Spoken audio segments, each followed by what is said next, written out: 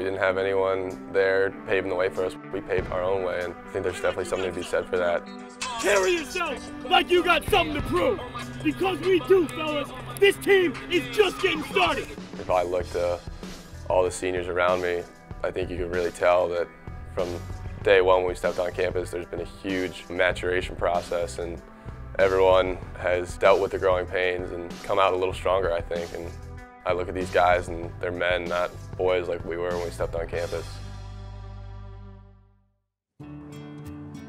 I knew the New England area pretty well, and I knew certainly that this area could be successful. The first year was really spent on just trying to find 30 freshmen, and that was kind of our main focus, was to try to attract the best student athletes that we could. There was guys who were definitely overlooked in high school. Some guys recruited D3, D2.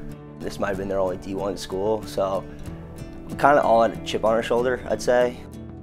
You know, a lot of us didn't understand what Division I lacrosse was, so coming into that first practice, we were all clueless, had no idea what we were about to, get ourselves into. We had very limited resources within the program to kind of start it.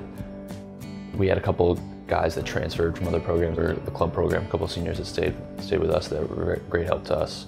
They're definitely growing pains. I think that's kind of the term I would want to describe the first maybe 2.5 years here.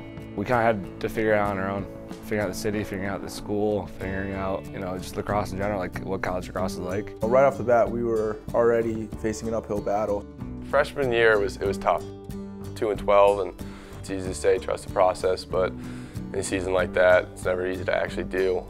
It was frustrating, and it was kind of questioning where we were going to go and take the program after that first year. I remember Coach Polley giving everyone on the team just a little postcard and writing down what you think you could be to be the #1 team in the country.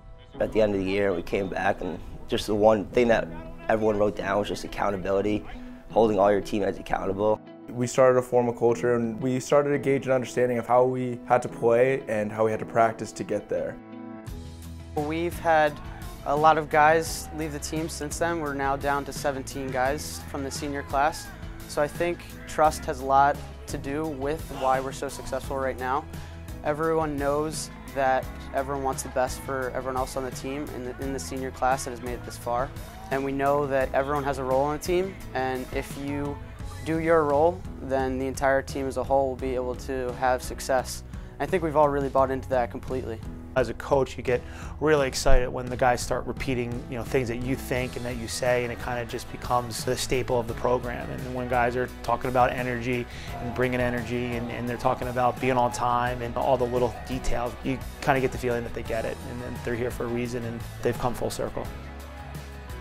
I hope we leave a really, really strong culture, and I think that that constitutes having a really strong work ethic, a commitment to this team that involves us being committed both in our community in Boston and obviously in the classroom and on the field. And I think that the 17 seniors that I'm with have done a really great job of doing that.